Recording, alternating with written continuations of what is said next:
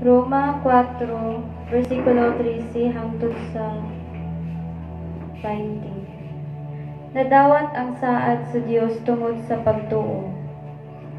Gisaad sa Dios kang Abraham ug sa iyang mga kaliwat nga maiya ang kalibutan. Gihimo kining sa aral dili tungod kay gituman ni Abraham ang balawod, kundi tungod kay mituo siya ug gimatarong sa Dios. Kay kun ihatag ngadto sa mga tawo nga nagtuman sa balaod, ang mga gisaad sa Dios walay kapuslanan, ang pagtuo ug kawang lang ang saad sa Dios. Moabot ang kasuko sa Dios tungod sa balaod, apan kun walay balaod, walay kalapasan. Busa ang saad gipasikad sa pagtuo, aron kini maangkon ingon nga gasa sa Dios alang sa tanang kaliwat ni Abraham. Amen.